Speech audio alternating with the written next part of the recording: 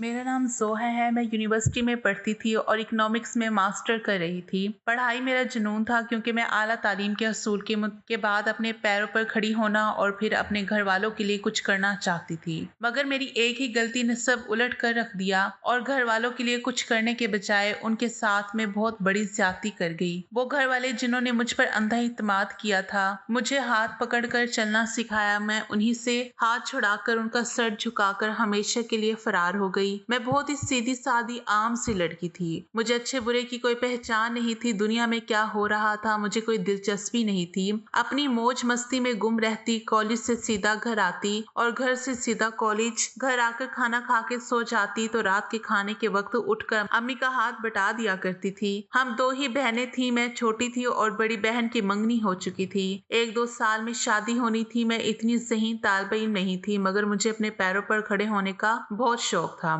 और मुझे पढ़ाने का अब्बू को बहुत शौक था। इसलिए मैं बड़ी लगन से मेहनत करके अच्छे नंबरों से पास हो जाया करती थी। फिर कॉलेज से यूनिवर्सिटी में कदम रखा। इसी तरह मेरे दिन गुजर रहे थे कि एक दिन जब मैं अपनी दोस्तों के साथ यूनिवर्सिटी से वापस आ रही थी कि एक लड़का खड़ा मुझे ही घूर रहा था। मैंने भी उसे देखा और नजरअंदाज करके वहां से गुजर गई। अगले दिन फिर वही लड़का रास्ते में खड़ा नजर आया। मैंने देखा कि वो दिखने में ठीक ठाक था। वो मेरी तरफ ही देख के मुस्कुराया। मैंने नजरअंदाज किया, मगर फिर वो लड़का रोज वहां खड़ा नजर आता। मुझे भी उसकी आदत हो गई थी। कुछ न कहता था क्योंकि मेरी सहेलियां भी मेरे साथ होती थी। मेरा घर बस स्टॉप से ज्यादा दूर नहीं था, इसलिए मैं अकेले पैदल ही आया जाया करती थी। एक दिन मुझे बुखार महसूस हो रहा था, इसलिए एक लेक्चर छोड़कर पहले ही यूनिवर्सिटी से चली आई। बाहर निकली तो वो लड़का यूनिवर्सिटी से दूर खड़ा मुझे नजर आया, लेकिन मैं चलती गई। उसने मुझे अकेले आता देखकर रोका और कहा, सुनो। उसने ये कहा और मैं रुक गई। मेरा दिल जोर जोर से धड़क रहा था। मैंने हिम्मत करके कहा, क्या है और कौन हो तुम और रोज क्यों मेरे रास्ते में खड़े होते हो? वो मुस्कुराते हुए बोला, तुम्हारे लिए तो मैं घबरा गई। वो मेरी आंखों में आंखें डालकर कहने लगा, मैं तुमसे बहुत मोहब्बत करता हूँ। मैं हैरत में पड़ गई। वो तो मेरा नाम भी जानता था। मेरे हाथ कांप रहे थे। मैंने पूछा, तो मेरा नाम कैसे जानते हो? उसने कहा, नाम जानना कौन सा मुश्किल काम है, मैं तो तुम्हारे घर का पता भी जानता हूँ। ये सुनकर मेरे तो होश उड़ गए। मैंने डरते हुए पूछा कि क्या चाहते हो? वो बोला, सिर्फ तुम्हें चाहता हूँ और मैं चाहता हूँ मेरी मोहब्बत का जवाब तुम मोहब्बत से दो। ये सुनकर मैं रुकी नहीं कि कहीं कोई देख ना ले और चलने लगी। वो पुकारता ही रह गया, लेकिन मैं भागती हुई घर आ गई। घर पहुंचकर दवाई लिए और सो गई। रात को तबीयत कुछ बेहतर हुई तो मैं उस लड़के के बारे में सोचने लगी। उसने अपना नाम बुरहान बताया था। उसको सोचते हुए दिल जोर जोर से धड़कने लगा। ये पहली बार था कोई लड़का मुझ में इतनी दिलचस्पी ले रहा था और मुझे बुरा भी नहीं लग रहा था। फिर तो रोज ही वो रास्ते में मिलता, मुस्कुराता, इशारे से सलाम करता और मैं शर्मा जाती। कुछ दिन बाद वो मुझे खत देने लगा और मैं घर आकर उसका खत पढ़ती और छुपा के रख देती। फिर मैं भी उसे खत के जवाब लिख के देने लगी। मुझे वो अच्छा लगने लगा था। हाँ, मैं उससे मोहब्बत करने लगी थी। यह एहसास मुझे पूरा दिन सरशार किए रखता। हम रास्ते में रोज एक दूसरे को देखते थे और बातचीत खत के जरिए होती थी। फिर एक दिन उसने खत में लिखा कि हम कब तक आखिर खत ही लिखते रहेंगे, हम दोनों को कहीं मिलना चाहिए। मैंने उसको जवाब में लिखा कि मिलना तो मैं भी चाहती हूँ, मगर ये मुमकिन नहीं, हम पकड़े जाएंगे। तब उसने लिखा, तुम कल यूनिवर्सिटी आना तो वहां से सीधा मेरे साथ चलना, फिर मैं तुम्हें छुट्टी के वक्त वापस वहीं छोड़ दूंगा। मैं मान गई। अगले दिन मैं यूनिवर्सिटी के लिए निकली तो वो यूनिवर्सिटी के करीब खड़ा अपनी बाइक लेकर मौजूद था। मैंने इधर उधर देखा और उसकी बाइक पर बैठ गई। वो मुझे एक पार्क में ले गया। वहां मुझे अपनी मोहब्बत का यकीन दिलाता रहा। कई वादे किए, बहुत कस्में खाई और कहा कि वो मेरे बगैर नहीं रह सकता। उसकी शिद्दतों को देखकर मुझे खुद पर रश्क आने लगा। मैंने तो ख्वाब में भी ये नहीं सोचा था कि कोई लड़का मेरी जिंदगी में आएगा और मुझसे इतनी मोहब्बत करेगा। मैं बहुत खुश थी। उस दिन घर आकर बार बार मुस्कुराती रही। इस बात से उससे बात के बिना मैं रह नहीं पाती थी। अक्सर मेरे ज़मीर की दबी दबी सी आवाज आती कि ये सब गलत है, मगर क्या है ना कि गुनाह में बड़ी लज्जत होती है और मोहब्बत तो इंसान को अंधा कर देती है कि किसी और का ख्याल सूझता ही नहीं। बस वही मुझे हर जगह नजर आता। मैंने घर में किसी को उसके बारे में नहीं बताया था। फिर अक्सर हम मिलने लगे, पहले पार्कों में, फिर होटल में, और एक दिन वो मुझे अपने एक होटल के प्राइवेट रूम में ले आया। मैं घबरा कर बोली, बुरहान तुम मुझे यहाँ क्यों लाए हो? तो वो बड़े प्यार से बोला, तुम अंदर तो चलो। वो मेरा हाथ पकड़कर मुझे अंदर ले आया। एक छोटा सा मगर बेहतरीन कमरा था जहाँ वो मुझे लाया था। उसने मुझे मोहब्बत भरी नजरों से देखते हुए कहा, मैं बहुत जल्द घर वालों को तुम्हारे घर भेजूंगा। और फिर मैं भी उसकी बातों में आकर जाने कब अपना आप तक गवा चुकी। कुछ पता ही नहीं चला क्योंकि मैं उसकी मोहब्बत में बहुत मजबूर हो गई थी। उसकी बात बात मानने के अलावा मेरे पास कोई चारा नहीं था, मगर घर आकर मैं बहुत रोई और पछताई भी कि ये मैंने क्या कर दिया। मैं किसी के प्यार में इस हद तक आगे कैसे जा सकती हूँ। लेकिन अगले दिन बुरहान ने फिर से मुझे अपनी मोहब्बत का यकीन दिलाकर सब कुछ भुला दिया। कुछ दिन से मेरी तबीयत खराब रहने लगी, जिस्म भी बेजान सा हो रहा था। एक दिन कॉलेज में चक्कर आ गया तो मेरी बहन मुझे करीब के क्लिनिक में जबरदस्ती ले गई, जहाँ मेरे चेकअप के बाद डॉक्टर ने मुझसे मेरे शोहर का नाम पूछा, जिसे सुनकर मैं चौंक गई और बहन की तरफ देखा। मेरी बहन बोली, डॉक्टर साहिबा ये तो कवारी है। ये सुनकर डॉक्टर ने मेरी तरफ अजीब नजरों से देखा और कहा, तो फिर ये बच्चा किसका है। मेरे पैरों के नीचे से जमीन सरकने लगी। ये सुनकर सर घूम रहा था। मेरी बहन अलीना मुझे क्लिनिक से बाहर ले आई और बताया कि मैं माँ बनने वाली हूँ। उसने मेरी हालत देखकर मुझसे और कुछ नहीं पूछा और तसल्ली देते हुए बोली, मैं किसी को नहीं बताऊंगी, इस राज को राज ही रखूंगी। इस वक्त तुम्हारी हालत ऐसी नहीं है कि मैं तुमसे कुछ सवाल जवाब करूं। मैं तुम्हें वक्त देती हूँ, तुम जब चाहो खुद हिस्सा बता देना। उसने मुझे दिलासा दिया और हम मिलकर घर को चली गई। घर पहुंचकर अपने बिस्तर पर आकर मैं बहुत रोई। ये क्या हो गया मुझसे? मैं अब क्या करूं? कैसे मुंह दिखाऊंगी दुनिया को? अपने घर वालों से क्या कहूंगी? तो इसी वजह से मेरी तबीयत इतने दिन से खराब थी। अगले दिन मैं बुरहान से मिली और उसको सारी बात बताई। वो बिल्कुल परेशान नहीं हुआ, कहने लगा, घबराओ नहीं, मैं जल्द अपने घर वालों को भेजूंगा। तुम अपने घर में बात करो, अगर वो ना माने तो हम दोनों भागकर शादी कर लेंगे। वो फिर से मुझे ख्वाब दिखाने लगा और मैं उस पर यकीन करती चली गई। उस दिन मैंने यूनिवर्सिटी में ही अलीना को सब कुछ बता दिया कि मैं किसी से मोहब्बत करती हूँ। हम छुपकर मिलने लगे थे और ये बच्चा उसी का है। अब बताओ मैं क्या करूँ? वो कहने लगी, मुझे कुछ समझ में नहीं आ रहा। बस तुम उस लड़के को कहो कि जल्द अज जल्द तुम्हें ब्याह कर ले जाए, वरना बहुत बुरा होगा। अभी उस बच्चे के बारे में कोई नहीं जानता।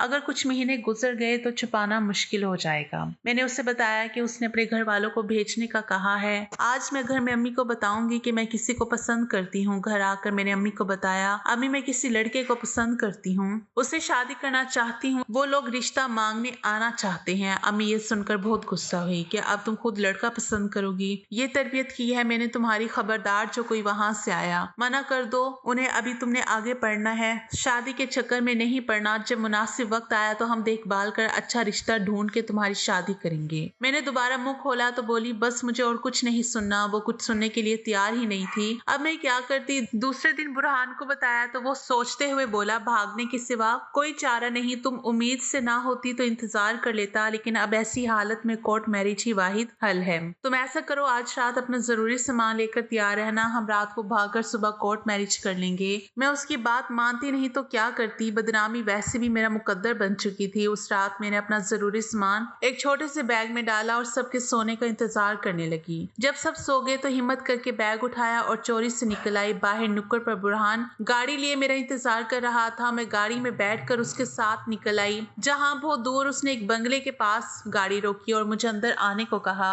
मैंने पूछा कि ये किसका घर है, तो वो बोला कि उसके दोस्त का घर है, आज रात हम यहीं रुकेंगे। मैं उसके साथ चलती हुई अंदर दाखिल हुई। वहाँ बहुत सारी लड़कियां थी और मर्द हजरात भी थे। राहदारी से गुजरकर वो एक ड्राइंग रूम नुमा कमरे में मुझे लाया और वहाँ एक औरत बैठी पान चबा रही थी। ले आए लड़की बुरहान। औरत बुरहान से बोली। ये अंदाज देखकर मैं बुरी तरह चौंकी। बुरहान उस औरत से बोला, मेरे पैसे दो, मुझे देर हो रही है। मैं जो हैरान परेशान खड़ी थी, कभी उस औरत को तो कभी बुरहान को देख रही थी जो औरत से पैसे वसूल कर रहा था। मैं चिल्लाई, बुरहान ये सब क्या है और तुम इस औरत से किस चीज के पैसे ले रहे हो? मगर वो तो पैसे लेकर बिना मुझसे बात किए चलता बना। मैं चिल्लाई, बुरहान ये सब क्या है और तुम उस औरत से किस चीज के पैसे ले रहे हो? मगर वो तो पैसे लेकर बिना मुझसे बात किए चलता बना। मैं उसके पीछे लपकी तो एक आदमी ने मुझे पकड़ लिया। औरत उठी और बोली, वो तुम्हें बेचने आया था, तुम्हारा सौदा करके चला गया है। अब तुम मेरे कोठे की रौनक हो, जैसा मैं कहूंगी वैसा करोगी। मैं चिल्लाने लगी, नहीं छोड़ो मुझे, मैं यहाँ नहीं रहूंगी।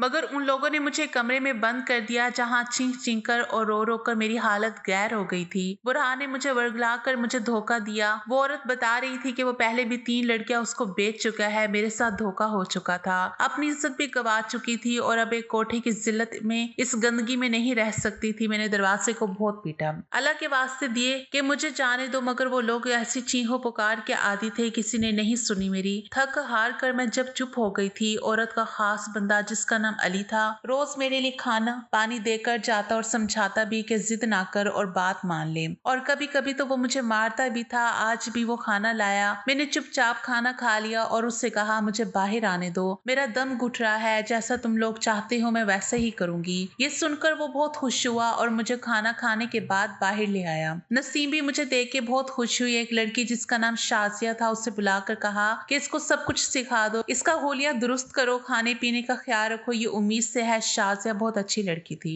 मेरा बहुत ख्याल रखती। चंद दिन में उससे मेरी दोस्ती हो गई। मेरी तरह वो भी हालात का शिकार होकर यहाँ तक पहुंची थी। मैंने अपना सारा किस्सा उसे सुनाया था। उसने मुझसे कहा कि तुम किसी तरह से भाग जाओ। मैंने उससे कहा कि क्या ये मुमकिन है। मेरी आंखों में उम्मीद की चमक आ गई। उसने मुझसे वादा किया कि वो मुझे अपनी तरह इस कोठे में बाजारी औरत नहीं बनने देगी, मौका देकर मुझे जरूर यहाँ से निकाल देगी। उसकी बातें सुनकर मुझे कुछ तसल्ली हुई, मगर अली के होते हुए ये कैसे मुमकिन। वो हर लड़की पर कड़ी नजर रखता था। लेकिन चंद दिन बाद एक नई लड़की आई थी और अली की सारी तवज्जो उसकी तरफ थी। तब शाजिया ने चोरी से गेट के ताले की चाबी चुरा ली थी और अली के कमरे में जाकर उसकी चाय के अंदर नशा और दवा भी मिला आई थी। आज तुझे यहाँ से हर हाल में निकलना है, वो मुझसे कहने लगी। लेकिन मैं जाऊंगी कहाँ? मैं घबरा के बोली। दुनिया बहुत बड़ी है, बस तुमको हिम्मत करनी होगी। पनाह मिल ही जाती है, इस जगह से तो अच्छी जगह पनाह मिल ही जाएगी। ये तो है। मैंने सर हिलाकर उसकी बात की तायीद की। ये वो जगह थी जहाँ पर रात में दिन होता था, सुबह हर कोई थक के कुछ घंटों के लिए सो जाता था। यहाँ रात को निकलना नामुमकिन था, इसलिए शाजिया ने सुबह सवेरे मुझे निकालने का मंसूबा बनाया। मैंने अपना हुलिया दुरुस्त किया और दबे पांव शाजिया के साथ गेट तक आई। वो इधर उधर देखते हुए उसने ताला खोला और मुझे गले लगाकर वहां से बाहर निकलने का कहा। मैं तुम्हारा ये एहसान कभी नहीं भूलूंगी। शाजिया, अल्लाह तुम्हें उसका अजर जरूर देगा। ये कह के मैं वहां से निकली। शाजिया ने फिर ताला लगा दिया। उसने मुझे कुछ पैसे भी दे दिए, ये कह करके तुम्हारे काम आएंगे। मैं अपने घर वापस नहीं जा सकती थी। रिक्शे में बैठकर उसे पता बता के उसी डॉक्टर के क्लिनिक पहुंच गई और डॉक्टर साहिबा भी पहुंच गई थी। मुझे देखकर उन्होंने पहचान लिया। मैंने उनसे कहा कि मैं बच्चा जाया करवाने आई हूँ। वो मेरा सारा किस्सा सुन के बोली, ये गुनाह का काम मैं नहीं करूंगी, और फिर मुझे अपने घर ले गई। वो बहुत नफीस खातून थी। उसने मेरा बहुत ख्याल रखा और मेरी शादी अपने छोटे देवर मुस्तफा से कर दी, ये जानते हुए भी कि मैं माँ बनने वाली हूँ, और कहा कि तुम मुस्तफा से अपना मासी का कोई जिक्र मत करना, मैं सब देख लूंगी। मैं बहुत खुश थी। मैंने मुस्तफा को कुछ नहीं बताया, ये तक नहीं बताया कि ये बच्चा उसका नहीं है। बच्चा 7वें महीने में पैदा हुआ। वो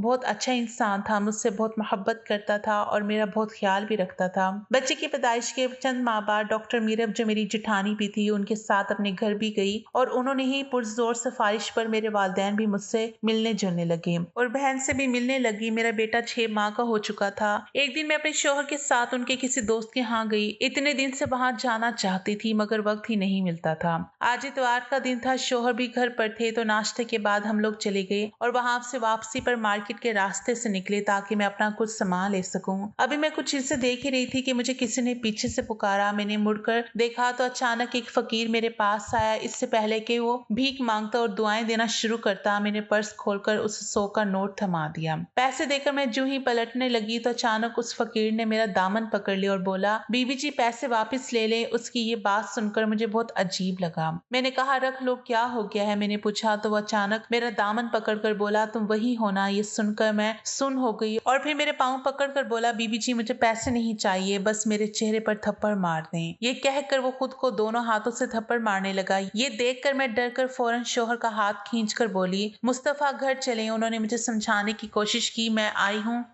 हूँ तो अपनी शॉपिंग करके ही जाऊं, लेकिन मैं नहीं मानी। मैं बहुत घबरा गई थी, मैं वहां नहीं रुक सकती, इसलिए उन्हें लेकर गाड़ी में बैठ गई और बगैर शॉपिंग किए घर वापस आ गई। अगले दिन उस पागल फकीर के बारे में सोच ही रही थी कि नौकरानी ने आकर बताया कि बाजी आपसे बाहर कोई मिलना चाहता है। मुझसे कौन मिलने आया है? चलो मैं देखती हूँ। मैं दुपट्टा ओढ़कर जो ही बाहर निकली तो ये देखकर लरस गई कि वही फकीर दरवाजे पर खड़ा था। मैंने उसी वक्त गेट बंद किया और मैं फौरन अंदर भागी। मुझे बहुत घबराहट हो रही थी। मैंने अंदर आकर सुकून का सांस लिया और सोचने लगी कि ये फकीर मेरे घर तक कैसे पहुंचा और ये क्यों मेरा पीछा कर रहा है। बहुत सोचा मगर कोई सिरा मेरे हाथ ना आया। शाम को मेरे शौहर घर आए तो मैंने उनसे उस फकीर का जिक्र नहीं किया। वो थके हुए थे और खामखा में परेशान हो जाते, मगर अब वो फकीर रोज घर के बाहर चक्कर लगाता रहता और कभी दरवाजा खटखटाता और कहता, फकीर की बात सुन लो, मगर मैं गेट ही नहीं खोलती थी। उसकी बात सुनना तो दूर की बात थी। मैं बहुत ज्यादा खौफजदा रहने लगी थी। मेरी रातों की नींदें उड़ गई थी। अचानक से आंख खुल जाती, खौफ से फिर से सोने की कोशिश में रात गुजर जाती।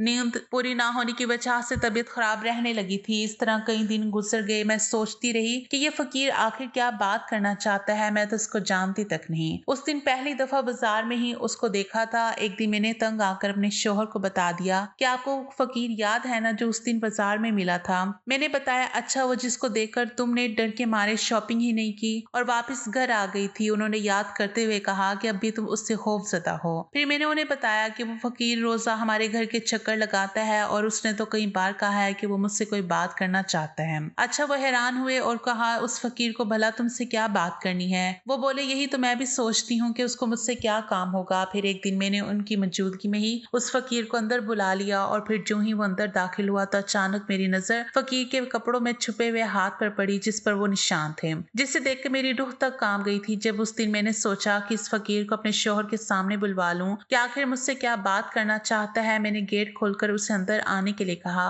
वो अंदर आया मगर अब उसके हाथ पर वही जख्म का निशान था जो अली के हाथ पे मौजूद था। मेरा दिल बंद होने लगा था ये जान कर कि ये फकीर कोई और नहीं बल्कि अली है। मेरे शौहर ने उससे पूछा कि क्यों मेरे घर के चक्कर लगाते हो और क्या कहना चाहते हो? तो वो मेरी तरफ देखते हुए बोला, मुझे मदद चाहिए, मुझे पसीने आ रहे थे। वो मेरे बारे में मुस्तफा को बताने वाला था। कैसी मदद? उन्होंने पूछा। बहुत गरीब हूँ सरकार, मुझे किसी काम पर रख लो। मेरे शौहर ने कुछ पैसे देकर उसे चलता किया। ये कह करके काम हुआ तो रख लूंगा। अगले दिन मुस्तफा के जाते ही मैंने उससे गेट खोलकर पूछा, क्या चाहते हो? उसने कहा कि वो कोठा छोड़ चुका हूँ, उसे पैसे चाहिए। मैंने उसे पैसे दिए और हर दफा पैसे मांगने के लिए आने से सख्ती से मना किया क्योंकि एक बार तो पैसे दे चुकी थी, ना देती तो शायद मुस्तफा को सब कुछ बता देता। उससे कैसे छुटकारा हासिल करूं? मेरे जहन में उसको मार डालने के अलावा कुछ नहीं आ रहा था, लेकिन मैं ये नहीं कर सकती थी जबकि अब उसकी ब्लैकमेलिंग में नहीं आऊंगी। ये सोच लिया और उसको पैसे नहीं दिए। वो धमकियां देता रहा लेकिन मैं अब उसके खौफ से निकल आई थी कि कब तक उस खौफ में जीती रहूंगी। अगले दिन वो फिर आ गया। उसने मुझे बताया कि वो मेरे शौहर को बता चुका है कि तुम क्या हो। ये सुनकर मुझ पर कब कपाहट तारी होगी। मैं अपना बदला ले चुका, अब क्या करोगी? वो ये कहकर हंसने लगा कि उस वक्त पुलिस और मुस्तफा वहां पहुंच गए और पुलिस उसको गिरफ्तार करके चली गई। मुस्तफा घर के अंदर आ गए और मैं सर झुकाकर कुर्सी पर बैठ गई। वो मेरी तरफ देखते रहे, फिर बोले, मैं ये सब कुछ अरसा पहले से ही जानता था। ये सुनकर मैंने सर उठाया तो बोले, हाँ, मेरी भाभी ने मुझे सब कुछ बता दिया था। मुझे तुम अच्छी लगी, तुम अच्छी लड़की थी, तुम्हारे साथ बहुत गलत हुआ लेकिन मैं तुम्हें उसकी सजा क्यों देता? तुम उस वक्त नादान थी, तुम्हें पूरा हक था कि तुम अपनी जिंदगी जियो। मुझे तुम्हारे माजी में कोई दिलचस्पी नहीं है, तुम मेरी अच्छी शरीक हयात साबित हुई हो। मुझे तुमसे बहुत मोहब्बत है, बस इतना याद रखना और हमेशा मेरे साथ देना। मैं उनकी मकरूज हो चुकी थी। उनके एहसान, उनकी मोहब्बत मेरी किसी नेकी का सिला था। मुझे याद नहीं आ रहा था, जितना शुक्र अदा करती उतना कम था। मैंने सुकून भरी सांस लेकर मुस्तफा की तरफ देख के सोचा, अच्छे और अजीम लोग आज भी मौजूद हैं। दुनिया में ऐसे अजीम लोग हर किसी को नहीं मिलते, मगर मेरी तो खुशनसीबी के मैं जमाने भर की ठोकरें खाने से बच गई। मगर ये मेरी खुशफहमी साबित हुई क्योंकि चंद माह बाद वली दोबारा अपने ताल्लुकात के इस्तेमाल से बाहर आया और उसने मेरी सजा के लिए मेरी बहन के घर पहुंचकर उसे अगवा कर लिया। फिर तो बस बड़ी तबाही को दावत दे बैठा। वो नहीं जानता था कि मेरा बहनोई बहुत अच्छी पोस्ट पर तैनात है और खुशकिस्मती से वो उसी ही दिन रात के वक्त घर पहुंच गए और यहाँ के हालात देखकर उन्होंने पूरा इलाका जिसमें वो पहले रहते थे और उसके बाद शहर का चप्पा चप्पा छान मारा। यूं 3 दिन के असियतनाक सब्र के बाद मेरी बहन बाहिफाजत बरामद हो चुकी थी और कोठे वाले का सारा मामला खुद उसने अपने हाथ में लिया। यूं हमारी हमेशा के लिए उस कोठे और उस अली के साथ साथ वो लड़का बुरहान भी आर्मी के हत्थे चढ़ गया। एक बार फिर मैं और मेरी बहन खुश नसीब ठहरे। मगर मेरी तमाम लड़कियों से गुजारिश है कि जवानी में कोई ऐसी गलती ना करें जो आपके वालिदैन का सर शर्म से झुका दे और आप खुद भी तमाम उम्र रुसवा होकर रह